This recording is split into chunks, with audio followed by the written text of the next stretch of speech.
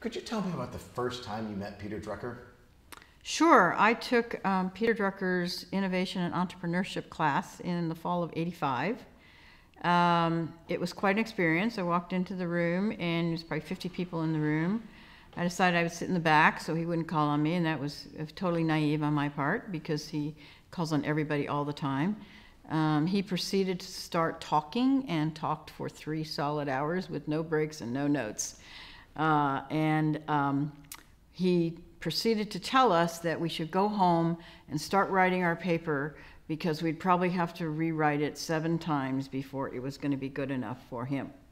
So I did exactly that, and I was very intimidated by him, but I learned through the course of that class that he was a very kind, gentle person and was very helpful. I used to go after class a lot and ask him about my paper because I was always concerned.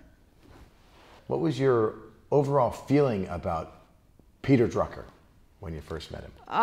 He was an amazing individual with obviously amazing intellect, and subsequently we would come here to the school after I graduated and I got my MBA, and I would listen to him speak, and whether he was on a panel, he was speaking, it was always amazing to me. He never had notes, and he was such an amazing, incredible speaker. What do you think his influence will be on the world? Oh, I think clearly is the father of modern management today. I think his legacy grows every single year. I think the innovation entrepreneurship piece is just one piece of it, but I think it's very, very important. It was very important to me personally because I founded my own business, grew my business, sold my business, founded another business. And what's interesting is one of the quotes in the book, Innovation Entrepreneurship, is that Peter believes that entrepreneurship is not a personality trait; it's a behavior, and I totally agree with that. I mean, because I never thought of myself as an entrepreneur, so I really inspire people to be entrepreneurs because it's something you can learn. We can all be entrepreneurs. So I think those are the kinds of things that resonate, that no one else, I think, has really thought about. Globally, what is your understanding of Peter Drucker and the world? I think the knowledge of Peter Drucker and the Drucker School is becoming broader and broader. I'm working with Jenny right now in order to form a family business institute. So to disseminate his work even broader, I wish it was more known than it is today. And what we're doing in the Family Business Institute is making it more international. So I work with a lot of family businesses around the country, hundreds, and I work with a lot of family business centers.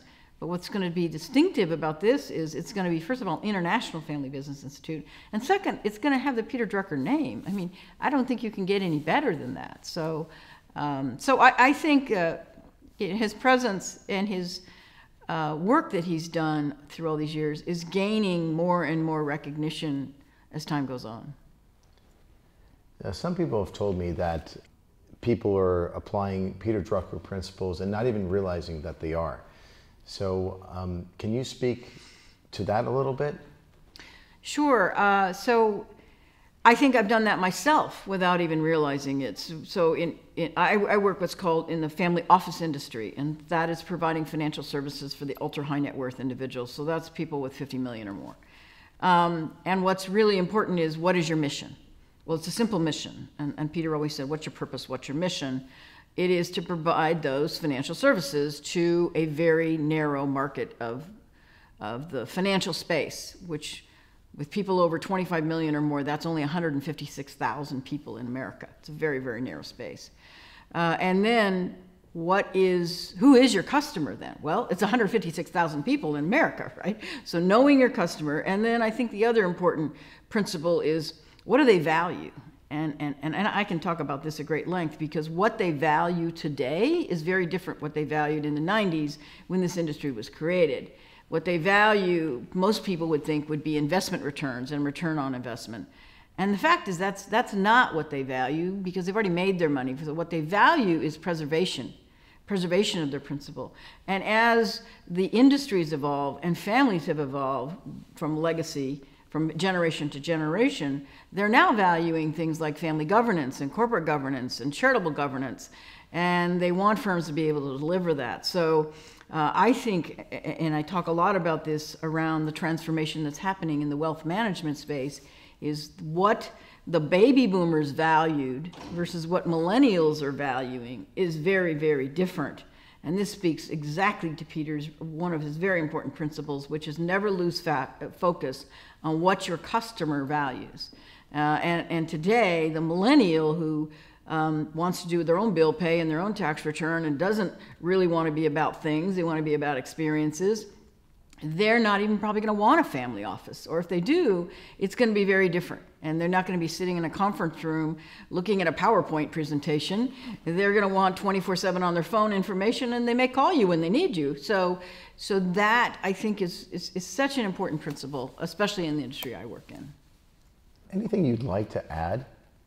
Some things that are important to you about Peter? I would, because one of my favorite sayings of Peter, and I to this day don't know if he told us in the class or I read it in a book, but I've used it my entire life, and that is, bright people have bright ideas, but people with tenacity get the job done. And that fits me to a T, because I don't consider myself a very bright person, but I have a lot of tenacity. And I think that is the world. And I have another business, I have a lobbying business in Washington, D.C., and believe me, if you need anything in Washington, D.C., it's tenacity and patience. So I think I love that saying, and I tell people that all the time.